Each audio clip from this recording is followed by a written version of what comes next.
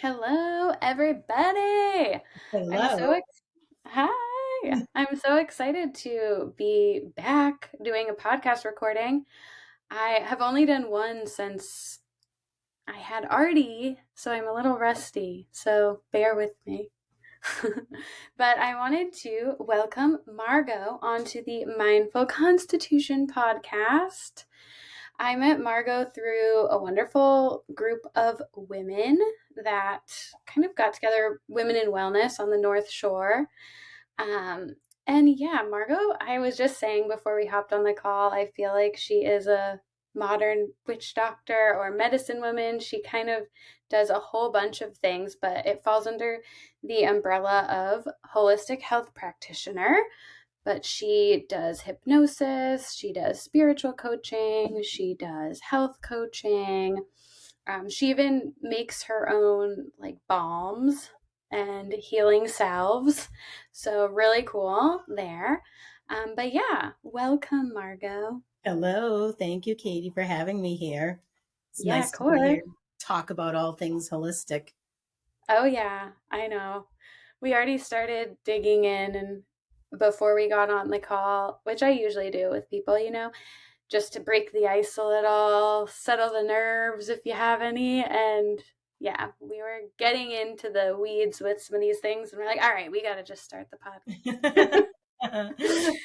So yeah, I always open up by just creating space for you to talk about your story, say in your own words what it is you do, and a little bit about your background. I think is really interesting. If you don't mind elaborating, just your history working in labs in the healthcare setting and your experience with that and how you transitioned into holistic health.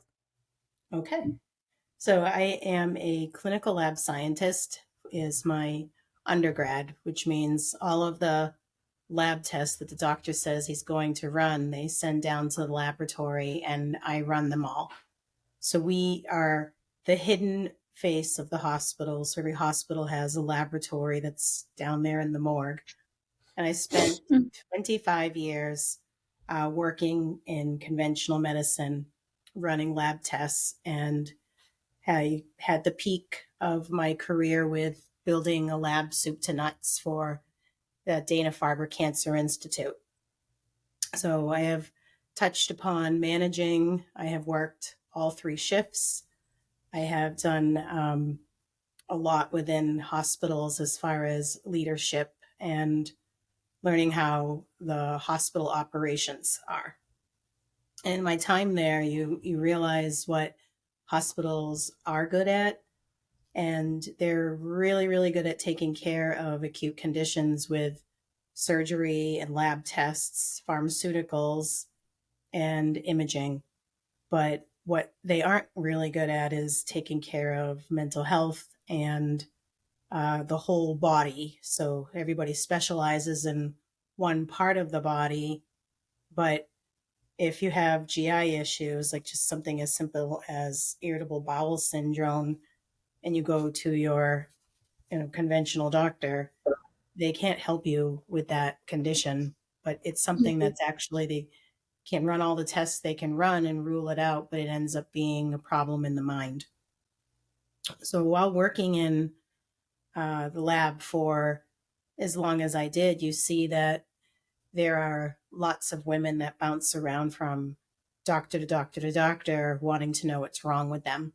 And they're listening to their body when it whispers, and they're making appointments and going in to see their physicians to figure out, why they have all these vague symptoms of something wrong with their body. And when they hit their doctor's appointment, they don't feel heard. They don't feel like anyone spent time listening to what was truly going on. The things that are probably causing it are not going to be detected by any of the lab tests that the doctor says he's going to run. And oftentimes, even if you do get a diagnosis within, 2 to 5 years, you get a diagnosis, but you're still left not feeling any better. And it was just a persistent theme over the years to see this.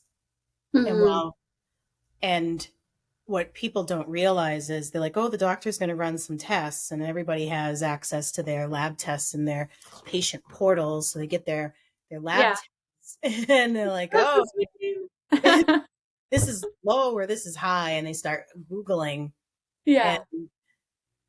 they don't get answers. And I set it up um, in the new job that I have for people to actually call me so I can walk them through a doctor's appointment to help advocate for their care.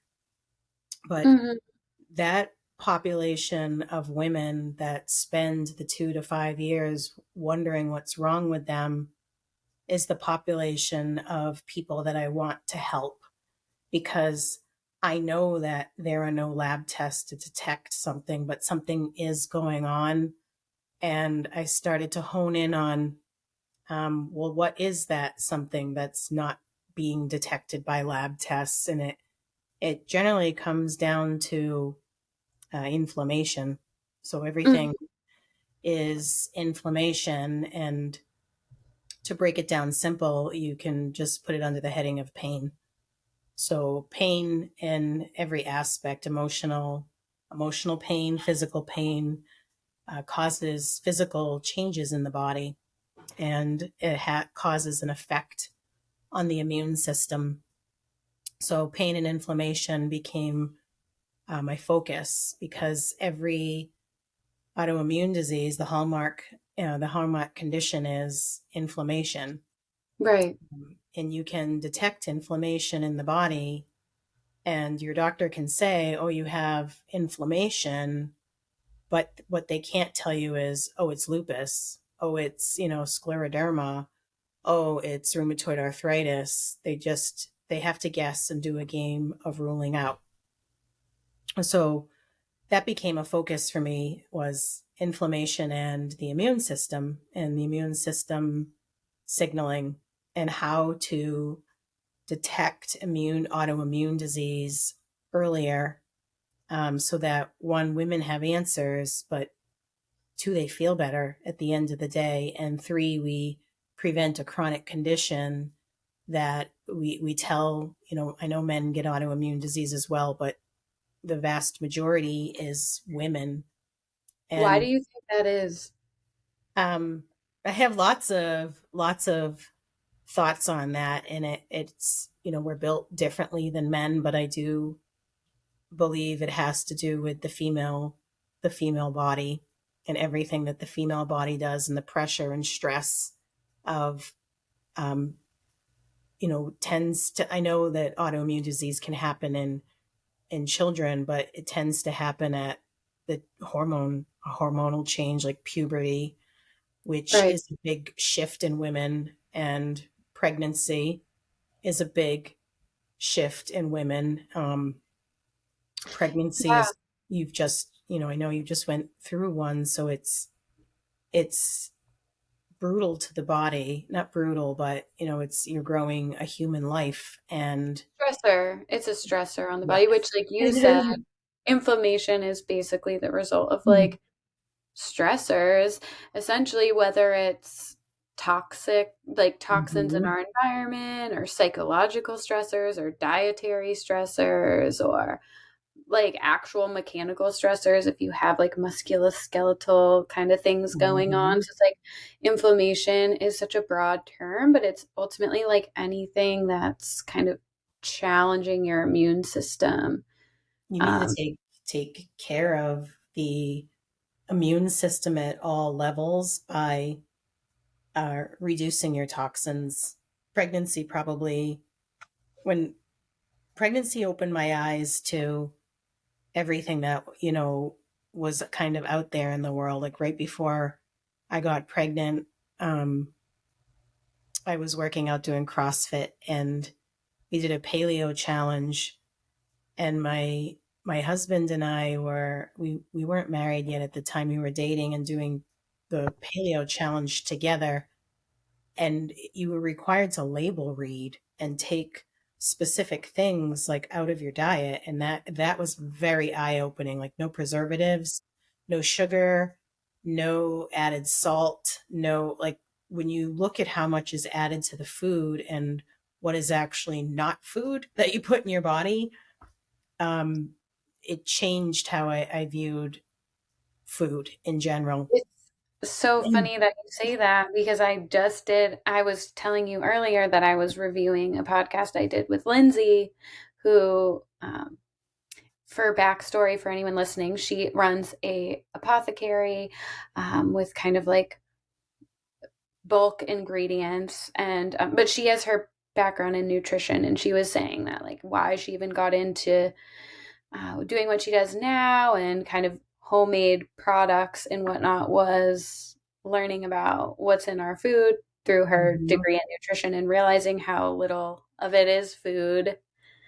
It's not And even food and nutrition. It's in I, hospitals. It's not even proper, organic, nutritious food. don't, That's yeah, don't get me started on hospital food. You're like, we're in a hospital. Why are you feeding people this? it's they don't tout organic, and I've No. always wondered like why are there no smoothie bars in hospitals where you can add in like your echinacea and your superfoods, like doing your wheatgrass shots, like go down in Yeah. the morning for your wheatgrass shot with your vitamins.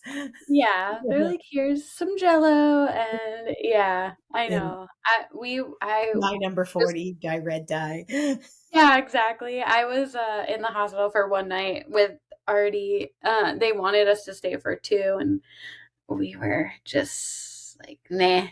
We're I don't want to eat this shit for 2 days. Sorry. I want to go home. I'm good. But yeah, it's wild that you're thinking that this is supposed to be a place that's building health and helping people to recover from whatever the issue may be, yet there's no like importance placed on the food that we're eating, which is just reflective of conventional medicine in general because as we know, doctors don't really receive a lot of nutritional training either, so it just seems like there's not a big importance placed on diet often. They receive nothing. And Mm, it's actually, it's, I don't even know if this is an opinion. I believe if we were going to factually look back on it, they would find that this was truth. But when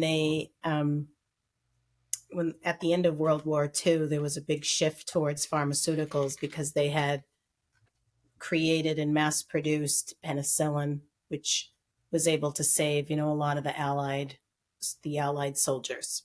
mhm, So they created the medical schools in alignment with the pharmaceuticals and surgery. It was like the Rockefellers and the Carnegie that created this establishment.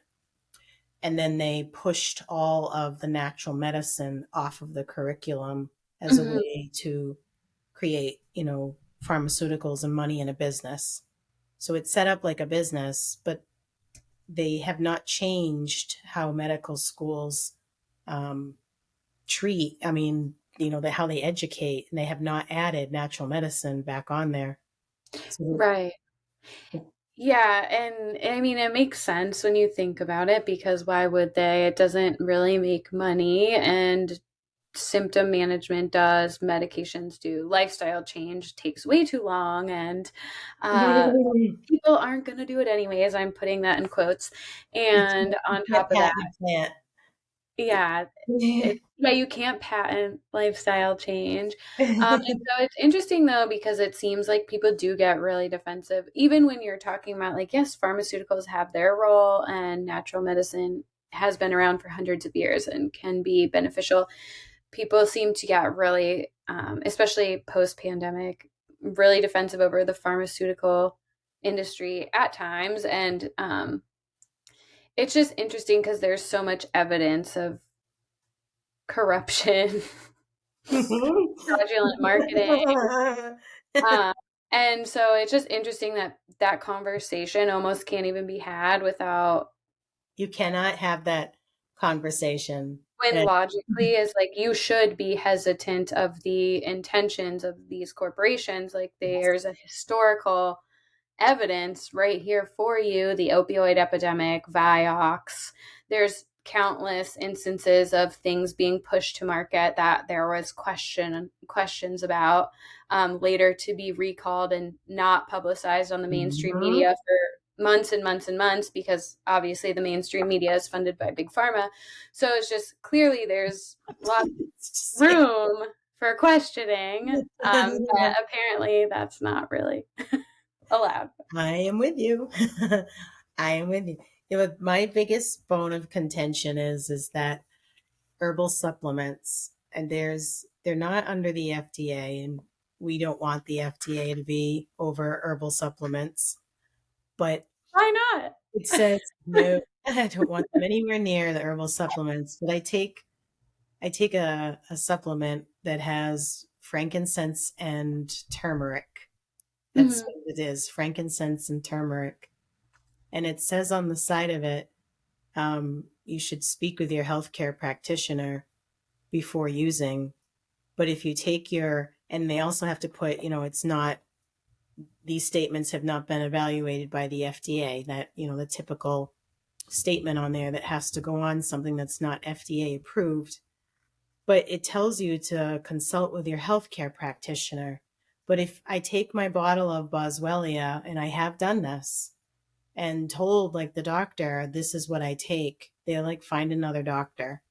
They legally cannot tell you how to use something that's not FDA approved. So it puts people in this like to me, it's brainwashing, because it's telling you to consult with your healthcare practitioner. And then when you consult with them, they tell you not to take it because they legally can't tell you how to take it and what Mhm. it could do for you. But at the end of the day, frankincense and turmeric is food. So Mhm.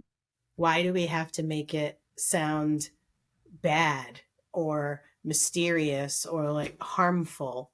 And that's Mhm. what they do, is they make things that are actually food appear harmful because it doesn't go through this, weird Streamlined approval process in which, like, so much overlap between the FDA and big pharma, mm-hmm. like, even in Then the approval and regulatory processes there. And so, yeah, it's just kind of a bunch of malarkey, like, ultimately. But yeah. yeah, it's it's wild to me how many red flags there are. And obviously I always say, and we talked about this before even getting on, that there's a time and a place for both conventional medicine and pharmaceuticals. But I think it's so important to be able to have these like curious conversations and to put things out in the open, especially if things are going to be mandated or people are going to be forced to take stuff. Don't you think that we should be able to talk about the overlap in regulatory agencies, or the history of corruption and fraudulent marketing in those cases? Because to me it seems like we should be able to have these conversations without people getting like Offended. outraged. You It's should just be like, curious. yeah, They staying should curious be about these curious. corporations that stand to make so much money off of the approach they're utilizing, and they pour money into medical systems and medical schooling.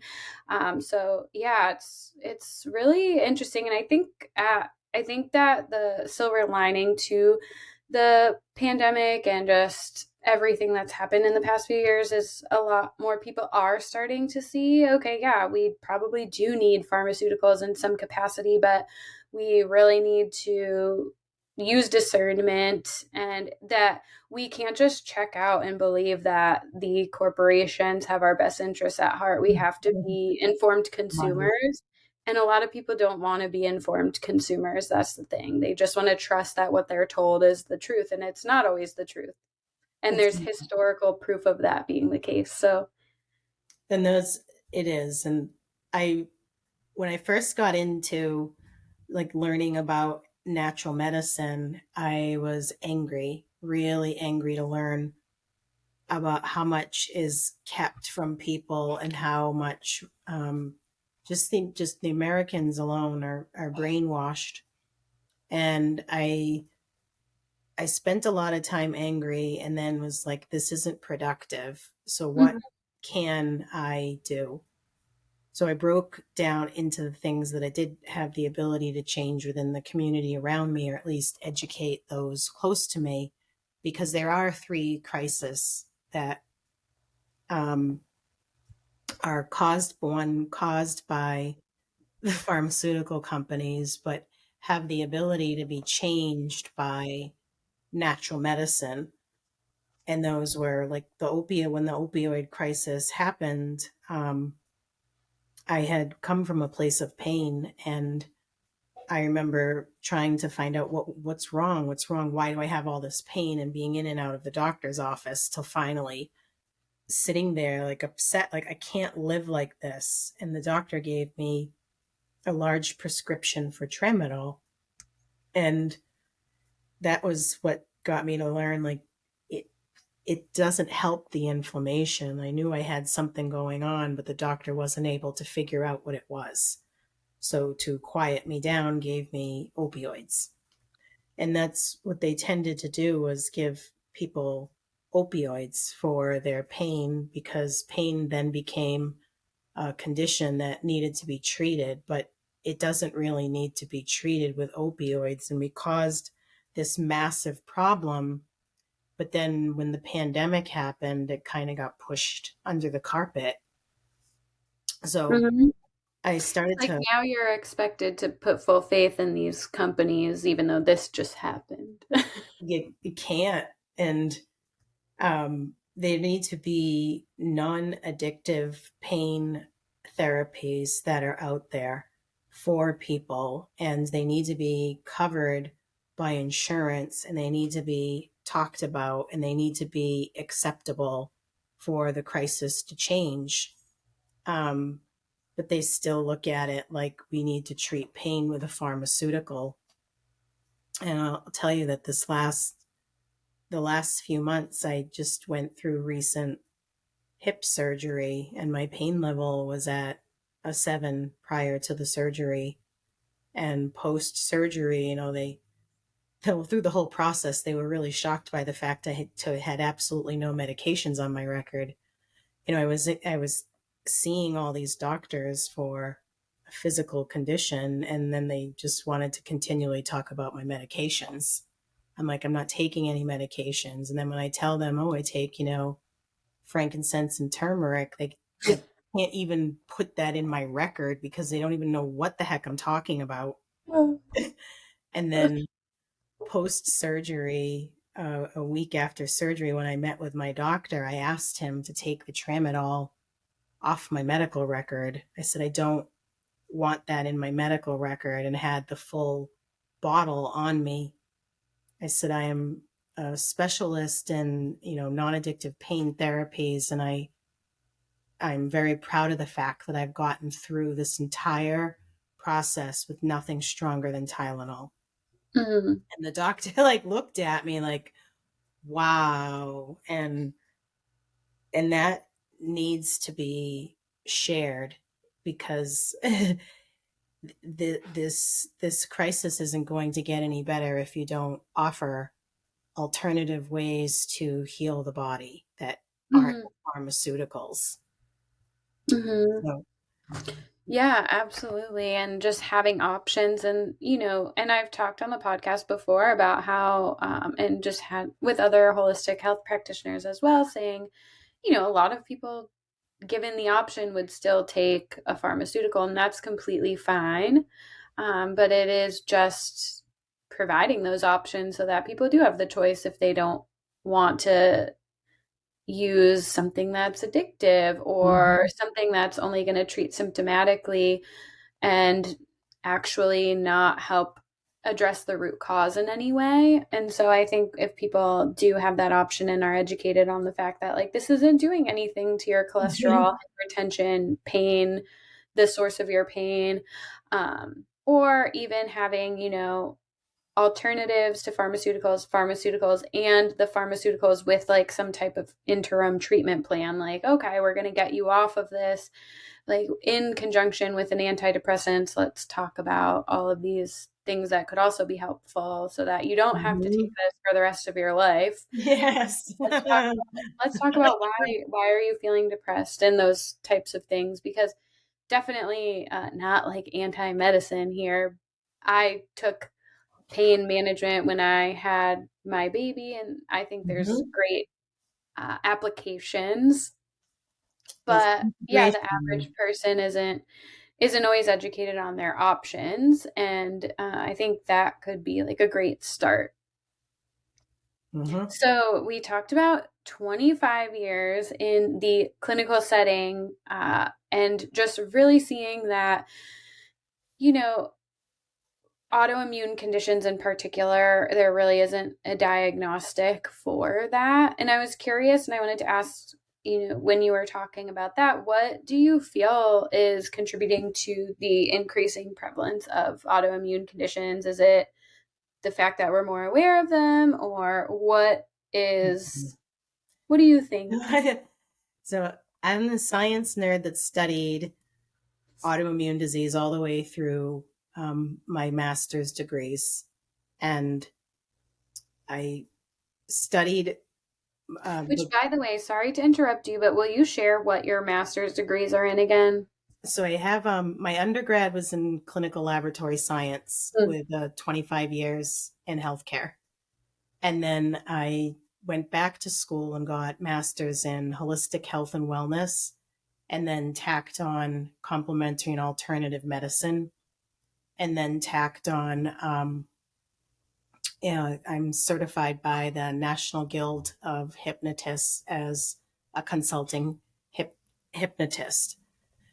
And all of it is to treat clients in a holistic manner, not patients. I want to treat people as people and use everything I know from science and all of the lab tests and everything on the holistic side, the mind, body, and the soul, and help people to heal.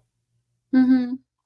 So, Yeah, what a good background to have to be able to see firsthand, what labs are being run, what they're trying to find, mhm. what's missing. So, sorry, back to the what do you think contributes to the rise in Oh yeah, autoimmunity? and the rise, it's they'll tell you that, oh, it's genetics, it's this, it's that, but I believe, in my opinion, it is a culmination of different things. It's definitely environment, the food that we eat, and the genetics.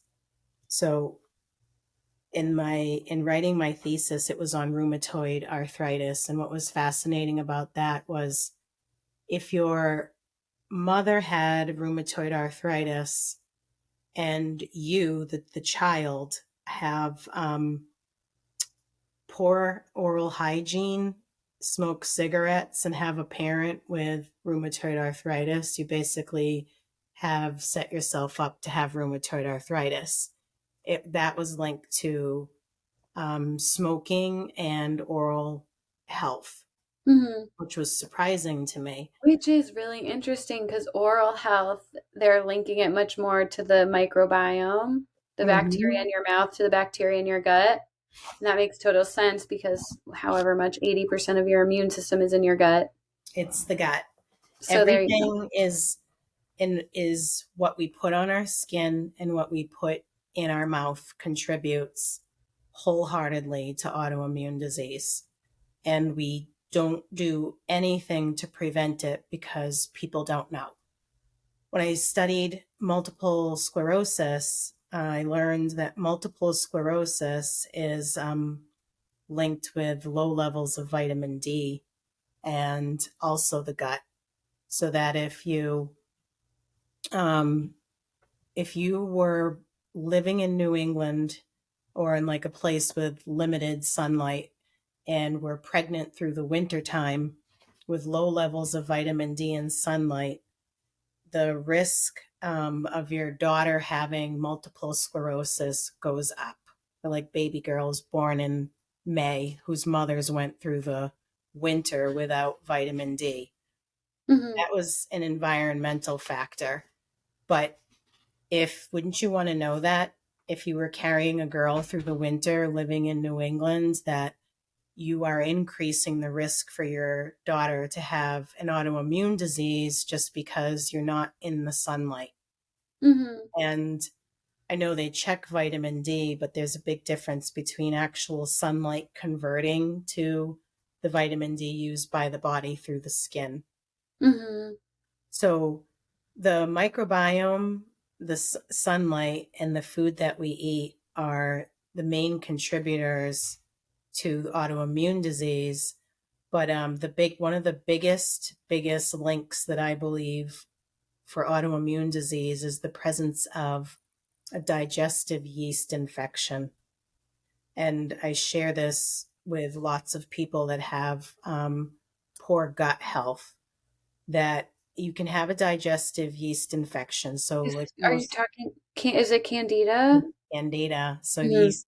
yeast infection, but it's not in the genital area. So, women that may have chronic yeast infections in the genital area most likely have a yeast infection somewhere within their digestive system. Mm. So that is part of your microbiome. Now, when yeast is not pathogenic, it's like normally present in the body, it has a different shape. But when it changes shape, it branches together and it forms like a patch on the digestive system. Your body knows it's not supposed to be there. So it starts to elicit an immune response to remove the infection, but it can't. So yeast is difficult for the immune system to tackle and get rid of. Mhm. So the patch forms and it starts to give off a toxin, and it eats a hole through the wall of the digestive system. But the digestive system's like 20 feet long, so you have vague symptoms of a problem. And it could be any number of things, but the body's immune system is constantly activated. So it's causing brain fog, it's causing rashes, it's causing a whole host of whispers, I'll call them, where something's not right and you can't put your finger on it, and you go to the doctor and they run the lab tests and the lab tests say nothing's wrong. But your immune system, when it's constantly activated, it starts to break down, and that's where the inflammation sets in. So autoimmune disease just needs the right host of different problems before it's the straw that breaks the camel's back. Right. And for some people, it's a host of different things. Which is also why it exhibits itself in different ways, Mhm. because when your immune system's already challenged, say because of candida, and you then encounter like a toxin in your environment, or you then encounter like psychological stress, it's like whatever the Mhm. straw that breaks the camel's back can then symptomatically appear differently. It's just that like your immune system is kind of on the threshold of having an issue. It's just what pushes it over the edge can appear like It's symptomatically in differently. because it's 80% in your digestive system. It's like you've got a problem with your engine your problem with your car in the engine. So the Mm, immune system is not functioning properly, but it's trying. So then right. when you add in the chemicals, the things that it has to detox from, or you're putting in alcohol and substances that it does fast food, processed food, Like um, refined sugars and all of probably all of that going through the digestive system just increases the inflammation. And then over time, it takes, a number of years before it doesn't work properly. yeah, and I feel like that's a really good point too, is that a lot of these are like a slow burn over time of just not caring for yourself or not getting to the root cause. And so you can just feel kind of shitty for a long time. Mm-hmm. And that's what where most people are at, is not feeling well and not knowing what's wrong, but it's vague and it's not detectable. And I know when you go to the doctor with these vague symptoms, they are not going to run the tests. They're not going to run the right tests. And then Why don't sorry, go ahead. there aren't any. No, you can, Yeah. you're going to ask why don't they run the right tests? Well, why don't they integrate more functional lab testing like stool tests?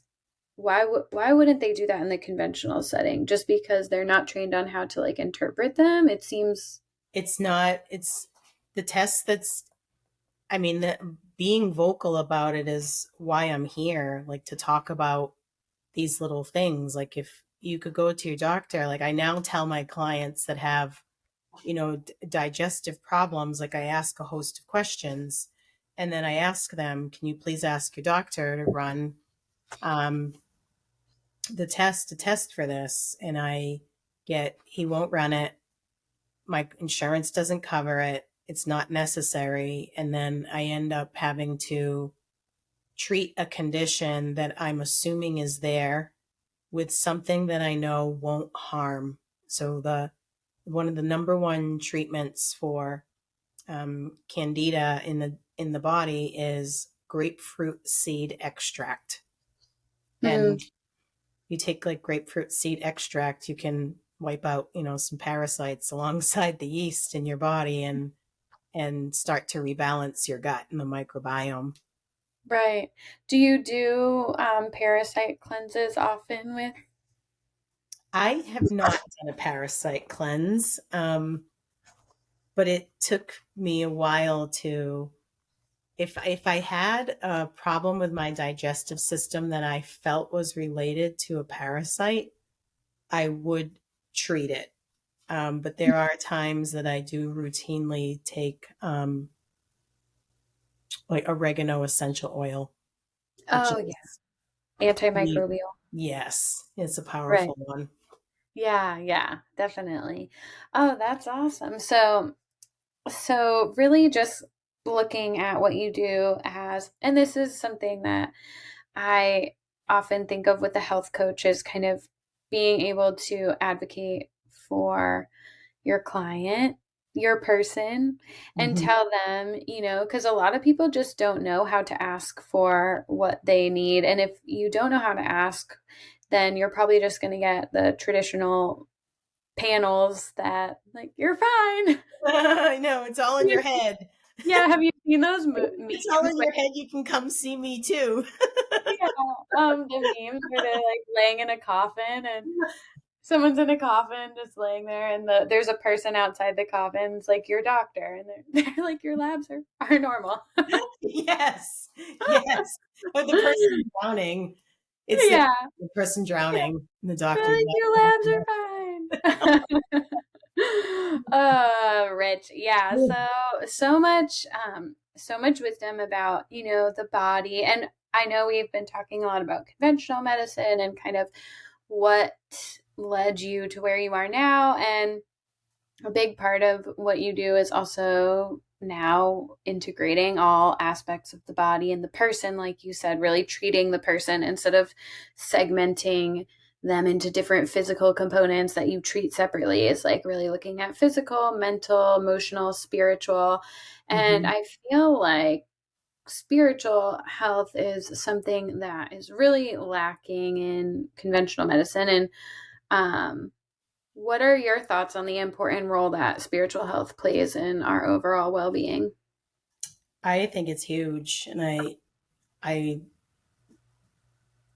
may touch upon like spiritual health, and it, it may rub some people the wrong way, but it has to do with the all the genders and people physically altering their bodies and chemically altering their bodies. And I sit here wondering why the first step, if the mind is saying that the vessel is not right, like, why don't we start here first, like Mm, spiritually, to try and connect, the inner child with, what's going on? And I feel the whole, crisis with mental health right now is based on a lack of spirituality. I mean, for me, Mhm. it's huge. Spirituality is just a part of it's a part of my breath, my life force, chi, energy. It's everything, and why we're here, our purpose. It's a kind of a deep question, like to ask Yeah. me about spirituality, because I feel like I've just been touched by it throughout my whole life, like constantly trying to find what that essence is, to understand it. Um, Yeah. I multiple, go Go ahead. ahead. Had multiple like interactions throughout my life, very spiritually based, and they sent me down a path where I just began to try and find scientific reasons for for very spiritual things. Mhm. But I combine, like I call my life coaching spiritual, because if you are in touch with who you are as a person and recognize a higher power and a life force, whatever, I don't want to lump it together with religion and whatnot, but spirituality, religion, like a higher power and purpose. And you can touch upon that. Like, I feel like once you make that connection and your eyes are open, you can't go back. And I Mhm. feel like there are so many of us that have hit that point of like waking up to spirituality, that's why we're here talking, because we can't go back. And Yeah. So you can't unsee is like the idea of a spiritual yeah. awakening and seeing things in a completely different light. And just to circle back to what you were saying about like addressing the mental health before the physical, I wanted to say, I know you said I might ruffle some feathers saying this, and I know that everyone that comes on the podcast has good intentions, and these Mhm. are things that this is the purpose of the podcast, right? Is to like be able to talk about things with curiosity and good intentions and not have it be like, you're canceled. It's like, let's talk about these things. It's a current event in our world right now, and it's a huge topic, and so I totally think that it's worthy of like exploring, like, is there more than one way to handle this?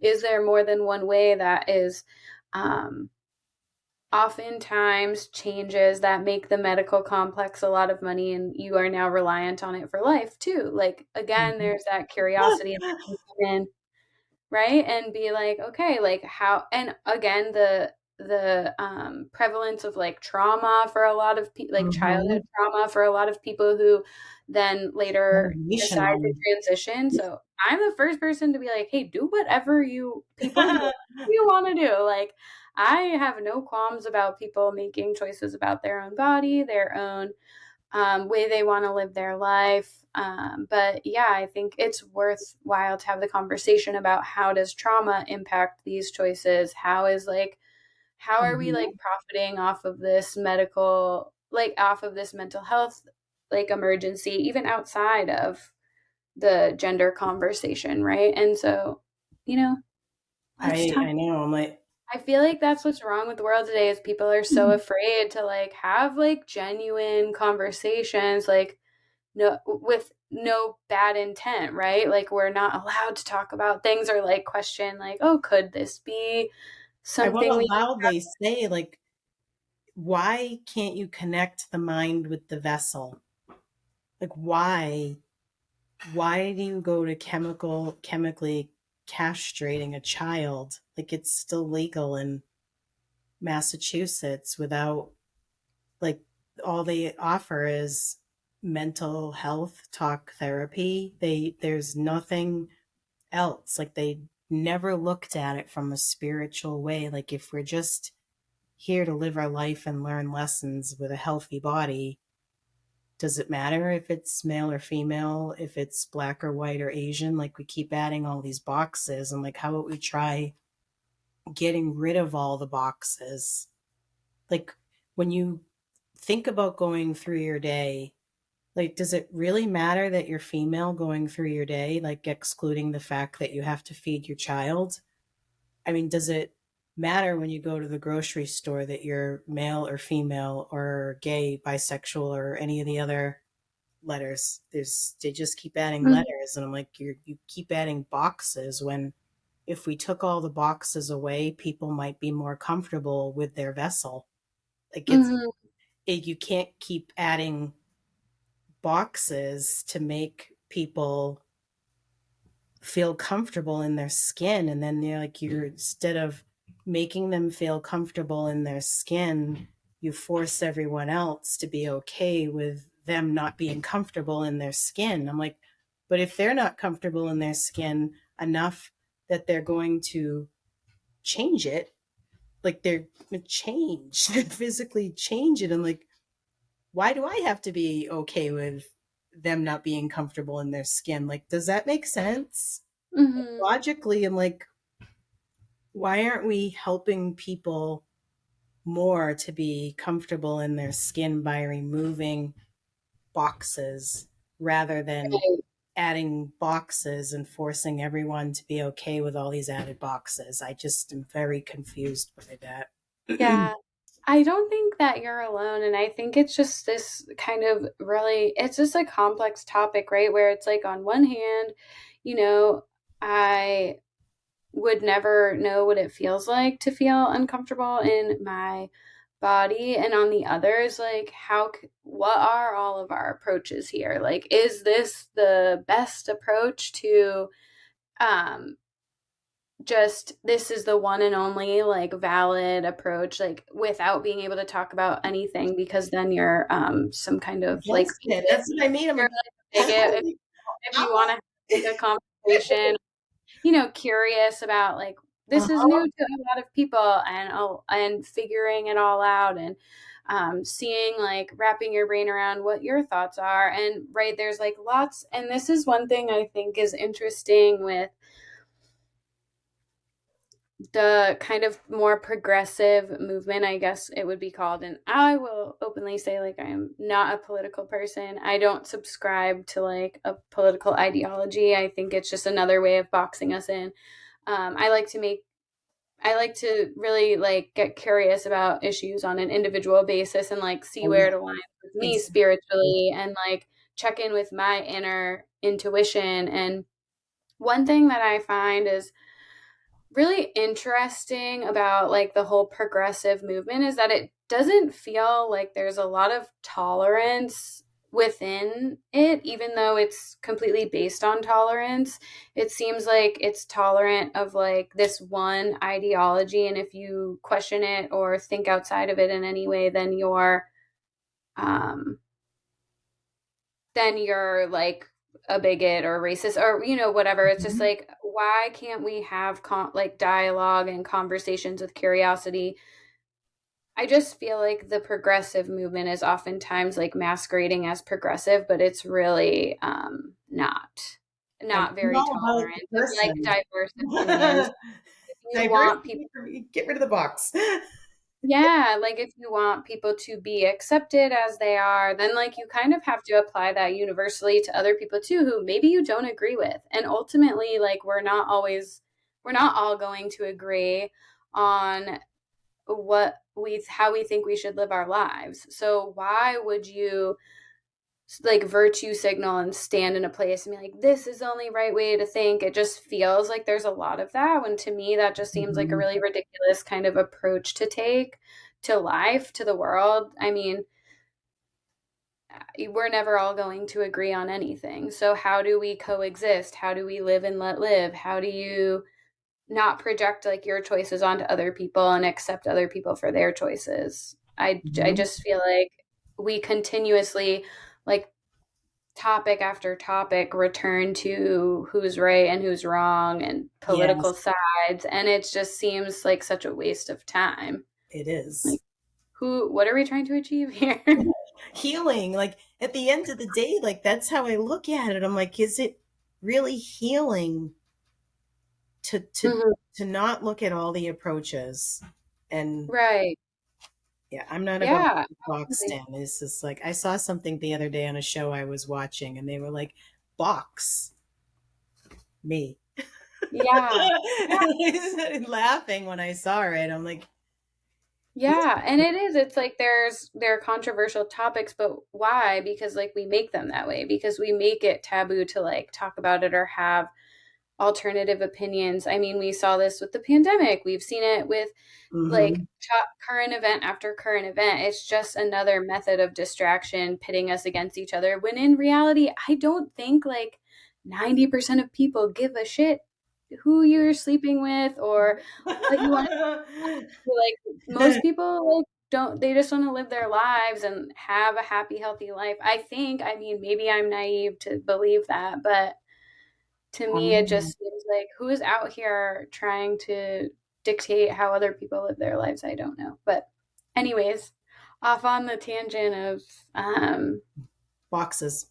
binary thinking and compartmentalization and boxing people in. Yeah, I think it does make sense that it goes hand in hand with the conversation on spirituality because ultimately, you know, like you said, our bodies are just a vessel. And then there's this other aspect of us, like our energy, our spiritual essence, who we are, that persists You. beyond the body. And there's science that shows that at this point, that like our spirit Oh persists yeah, beyond the body. the spirit, like that part is like absolutely fascinating, and Mhm. there's not much. I know that there's science around it, and I want to openly explore like spirituality in the sense, but like my son goes to Catholic school, and he and I have very, very deep conversations about God and the world and spirituality and the soul and reincarnation and the Akashic records. And there's so much to it that, I just dubbed myself a mystic because I have so many deep thoughts on the spiritual world that I ended up in experiences that I ended up joining an organization called the Ancient Mystical Order of the Rose Cross, which is metaphysical law, Mhm. universal metaphysical law. So it's all spiritual wisdom. So Mhm. and then my education is pretty vast in spiritual wisdom and metaphysical law and things that have to do with, the chakra, the aura, all the different religions, the education of Jesus Christ and things that were kept secret, and even when I joined the organization, they tell you like don't share this information with people. So I'm even a little hesitant to talk Mhm. about it, but it's information that was written down for thousands of years that's just been kept secret, and Mhm. you see it in little bits and pieces, but I truly feel it should be taught to everyone, and it's not. So that spirituality as a whole,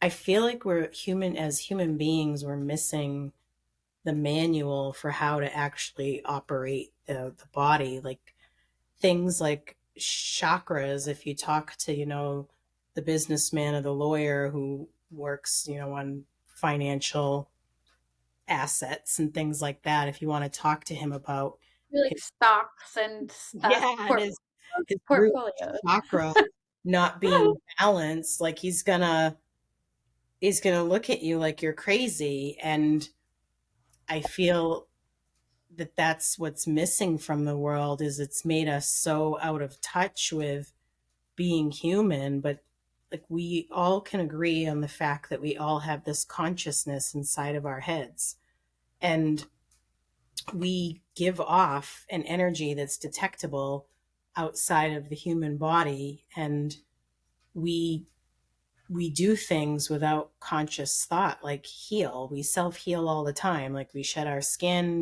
we breathe, we deliver oxygen, we have blood, and we digest food, and we do all these things.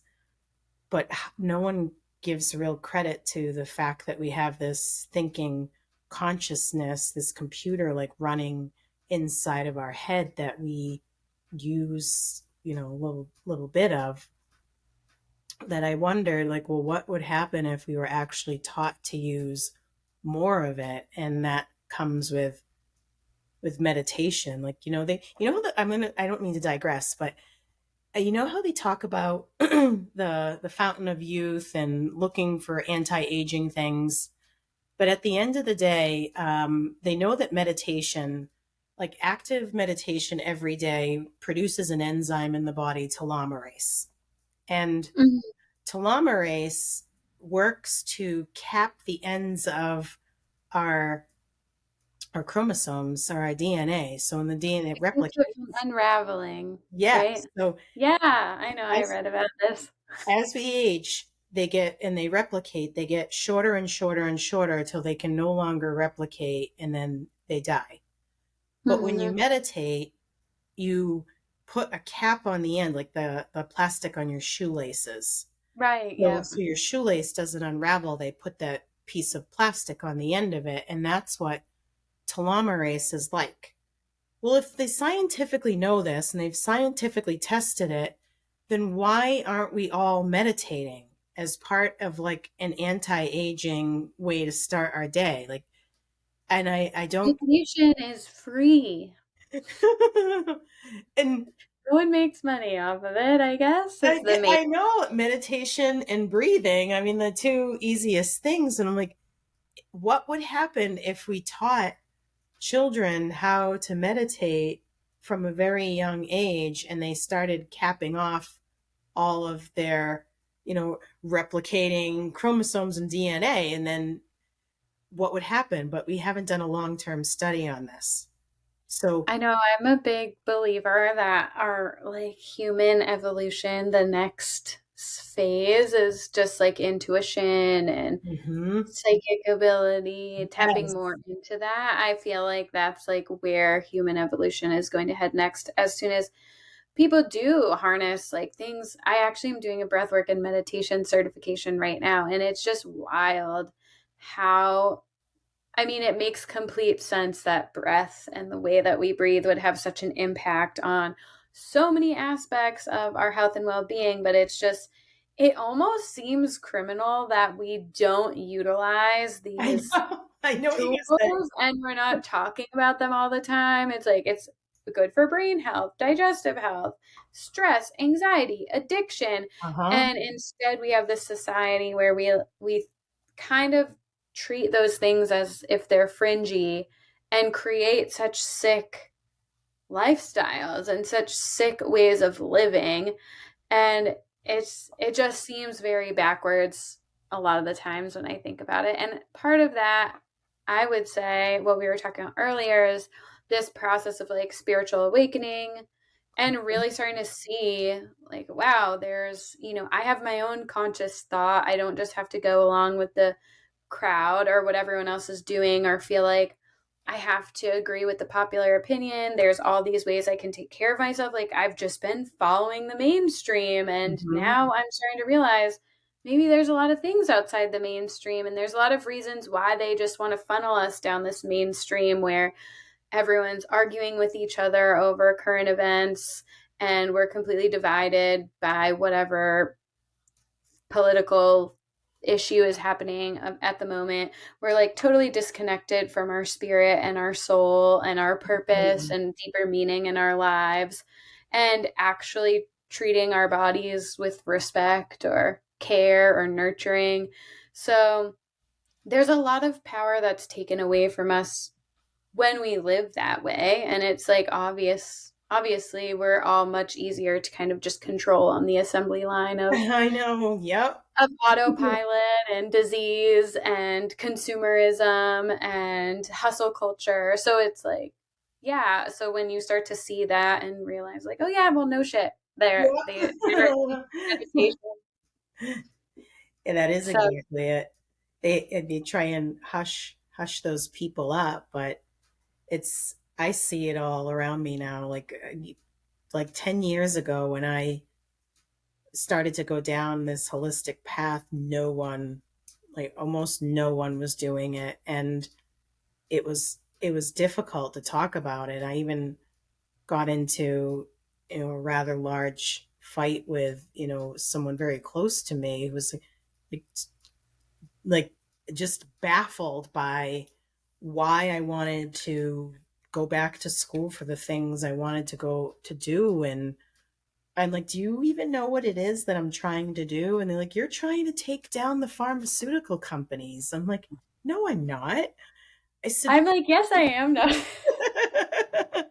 I like, no, like it's going to happen, in my opinion, all on its own. And I said, but I'm going to be prepared that when, on the other side of it, I will know how to take care of those around me with all the natural medicine, and I'll have all the tools and not need any of that. You're going to be prepared for the apocalypse, Margot. I watch way too many shows of dystopian futures Oh where, my god, me too. But then it's like eerily moving in that direction. yeah, like the Handmaid's Tale, like that's Yeah, still sits a little close to home, but I'm like, I feel like I am one of those people that is the eternal optimist. So for me to be, like seeing through a lot of the facade or seeing through the veil a little bit, I think if I am, I feel like more people should be because I would gladly be like dee dee dee in La La Land. I oh, would prefer that sometimes. the world is But doomed. actually, I know that we don't have a ton of time left, and God, I have like so many more questions for you, but I did want to ask because you had said, and we didn't get to touch upon hypnosis, so maybe we can do that like another time. But um, I did want to ask, you had just mentioned that when you did start down the holistic path and getting more into natural medicine, you received a lot of pushback. And I think this is just such a common experience for a lot of people. When you really start to work on your own healing, it can provide a mirror to people about areas in their own life that maybe they're experiencing pain with or they're not ready to look at. And so I think it's pretty normal for relationships to shift or fall away when you start to work on yourself and do the inner work, healing, just trying to live a healthier lifestyle overall. So, what would be your advice for people who are experiencing that at the onset of their own kind of like healing journey, if you will?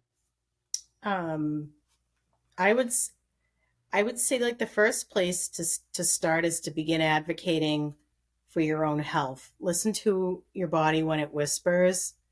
But what I find is, even with a group of girlfriends of mine, like they get their lab tests and then they sit around and like they start like bitching about doctors, what the doctor did or didn't do or what they're going to do next. And I'm like, but it's your body.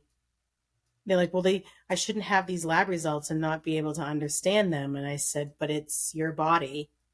They're your lab tests and they were run on you, and you should be able to have access to them to understand, what's going on. It shouldn't be the doctor's job to understand your body. Like, look at it like your house. Like, you don't just live in your house and not clean it. Like, you clean your house on a regular basis, and you do the laundry and the uptake, and you take care of your house so that you don't need to, replace things like floors and walls and ceilings. But, if something breaks and you need a plumber, like you call like that particular doctor to fix, that particular problem.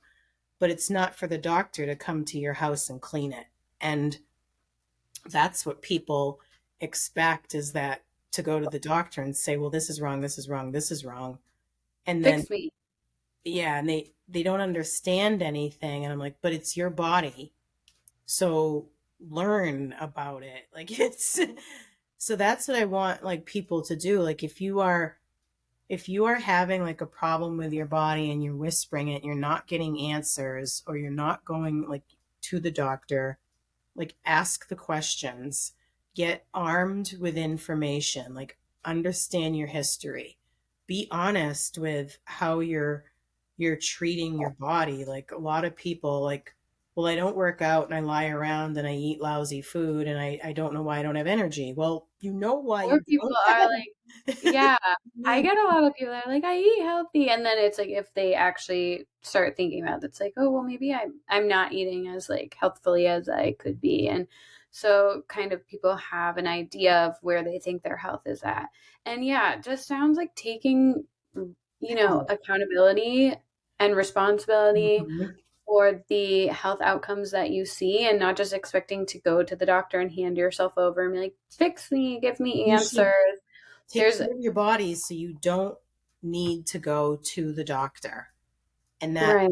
what people don't understand. And they don't take care of the body, but also you have to learn and educate yourself on food. There's a lot of work in order to take radical accountability for your Mhm. health that like a lot of people don't want to do. Sometimes I don't want to do it. Shit. A You know? Sometimes I'm lot of like, people don't know. And at the yeah, end of the day, they just don't know. And I feel like that type of information should be commonplace and it should be accessible for everyone. And that's what I feel like is starting to change, is that people are becoming more aware of what is good for them and what is not right. good for them.